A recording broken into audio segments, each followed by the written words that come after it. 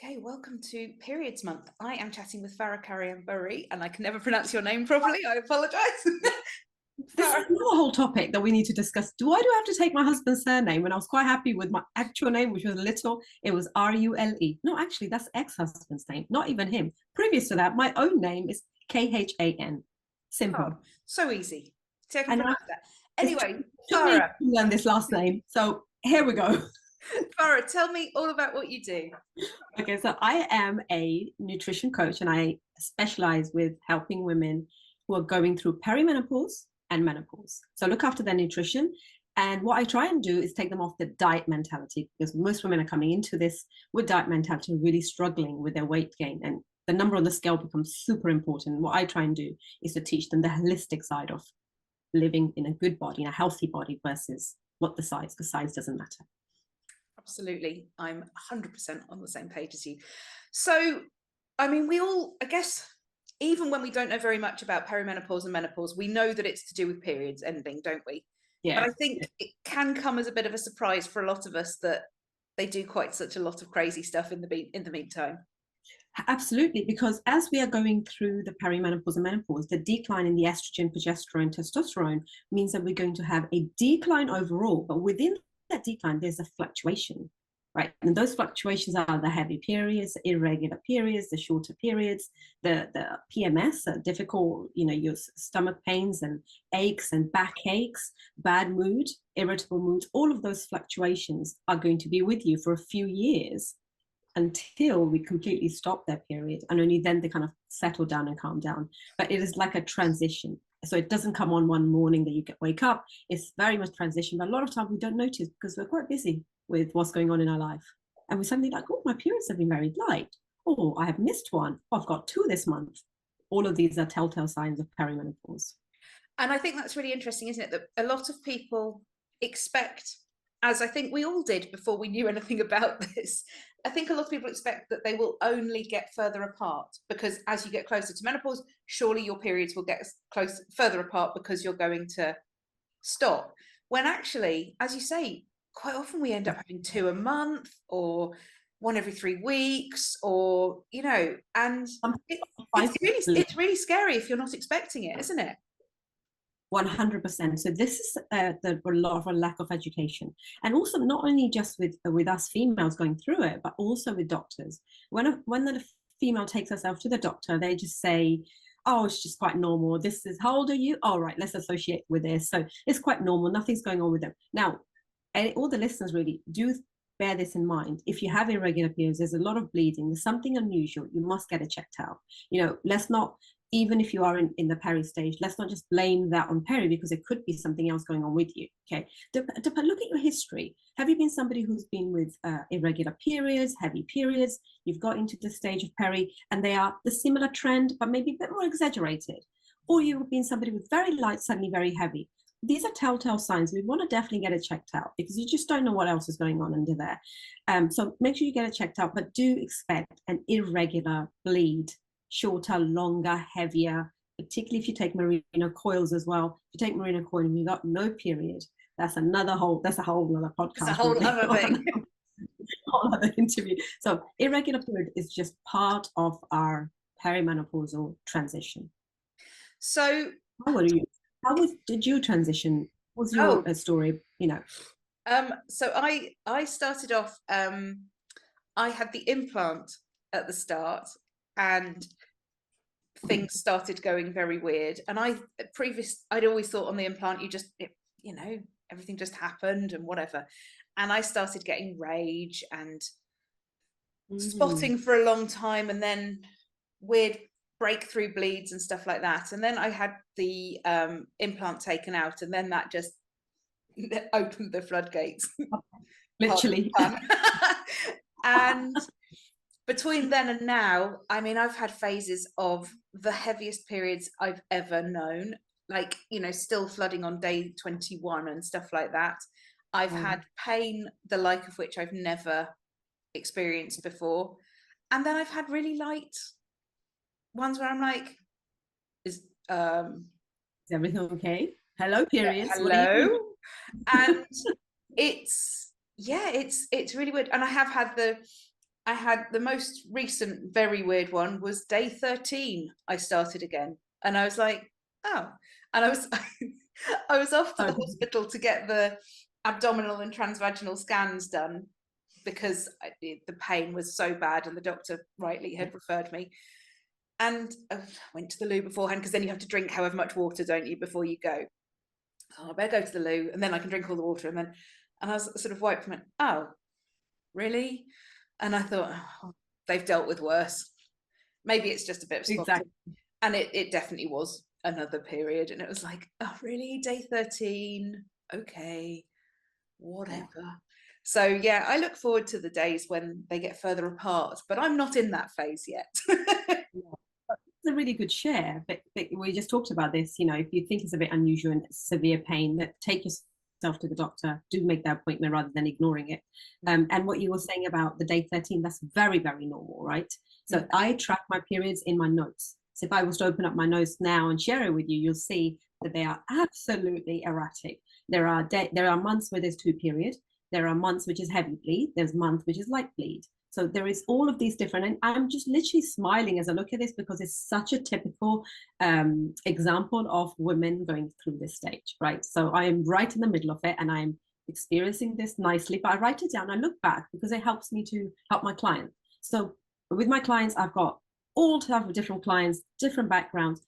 One thing I have noticed, good nutrition and exercise does have a little bit of an impact in terms of how you manage the pain in particular.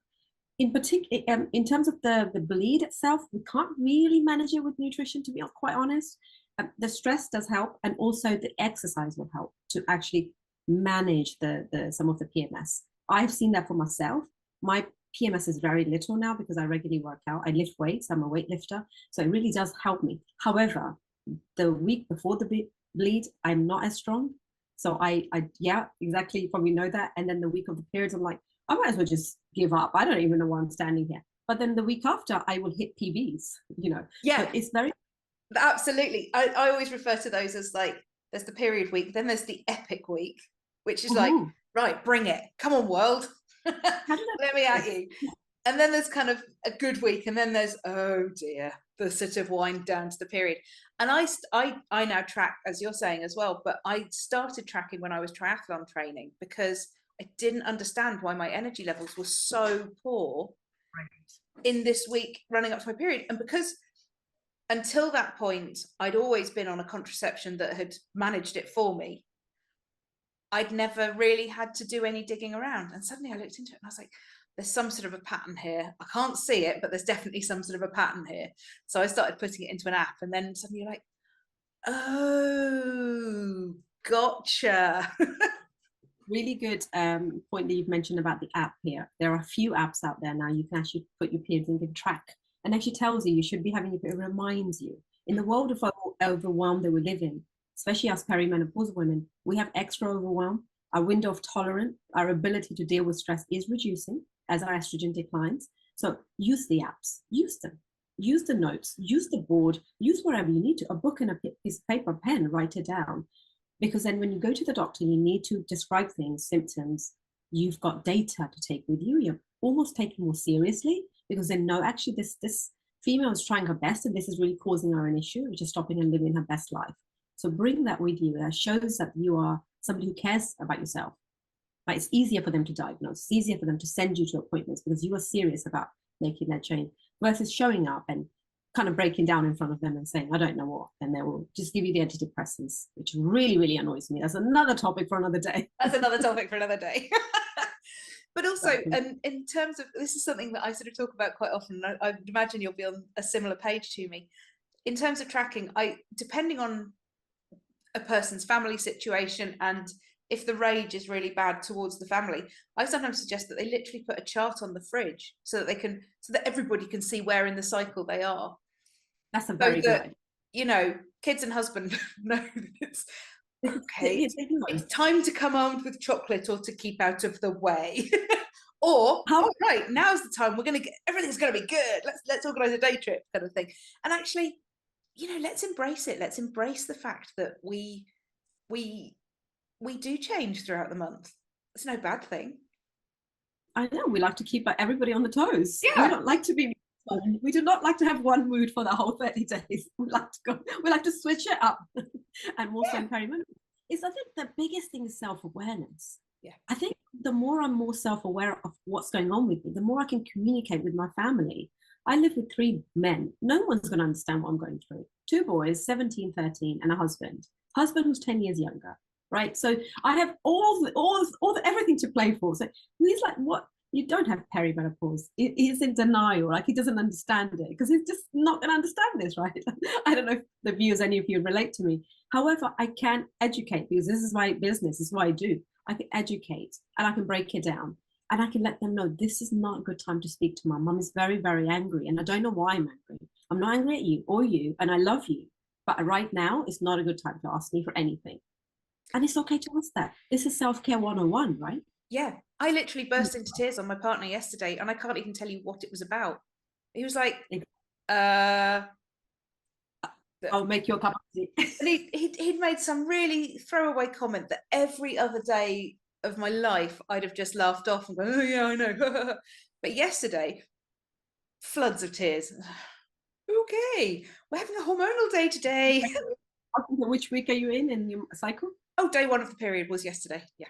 There we go. This is such a good explanation behind these things, you know.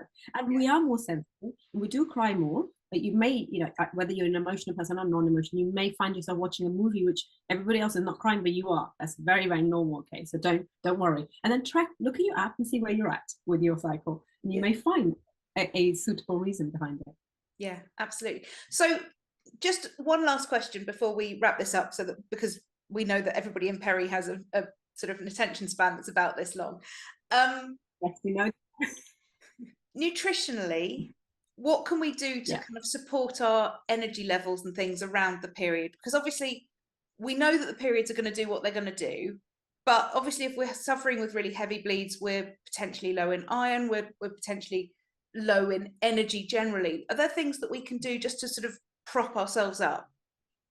Absolutely. So looking at eating whole foods, come away from this little bit of the junk food. Junk food that takes time to process in your gut is going to give you more of an irritable gut where you're already having some PMS maybe or having some bellyaches. You don't want to exaggerate the situation. If you bring alcohol into it as well, when you're having PMS, it does help to relax a little bit, but the next day it can actually cause havoc, raising the insulin level. So think about what choices you're making. What you can eat is higher protein food, especially women who are bleeding heavily. You are losing iron. Look at your B12s. You know, have your blood test regularly. If you're regularly bleeding a lot, 15 days, 16 days, you can't sustain this kind of bleed and be okay in terms of your vitamins in your body. So you'll make sure you high protein food. Whether if you are plant-based or vegetarian, make sure you still have higher protein in those. Make sure your veggies, rainbow color veggies that we call in our program.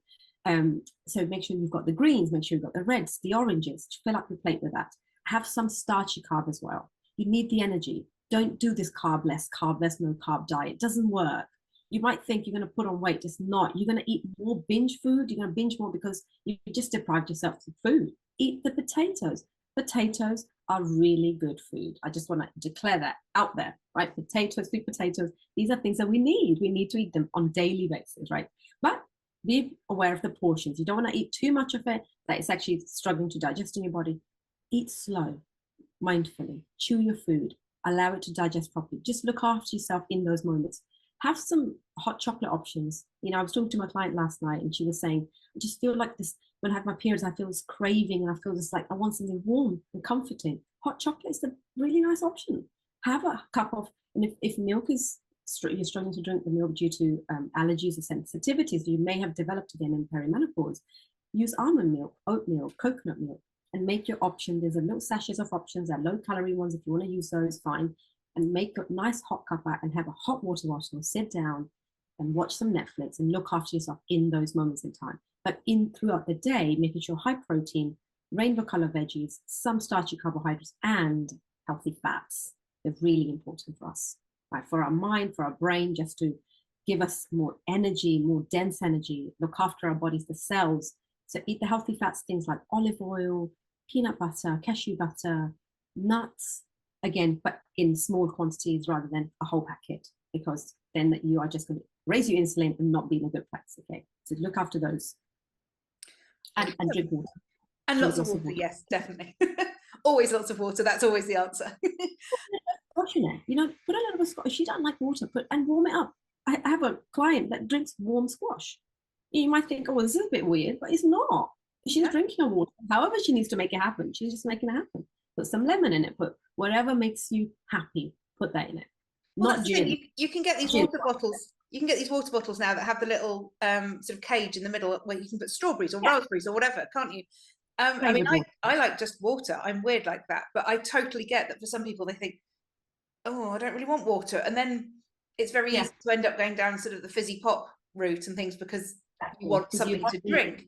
But actually, I mean, you'll put this much better than me, but the fizzy pop isn't really adding anything helpful, is it? No, it's not. It's caffeinated. It's actually causing, particularly women in perimenopause, causing you more bloating. We talk a lot about bloating. A lot of foods are causing us this, and that is because digestive enzymes are reducing as the estrogen declines. So we need to be careful what we're putting in our body. If you can swap the soda or the pop for squash, and you're like, oh, I could do this. Well, this is so much better than this one for your body.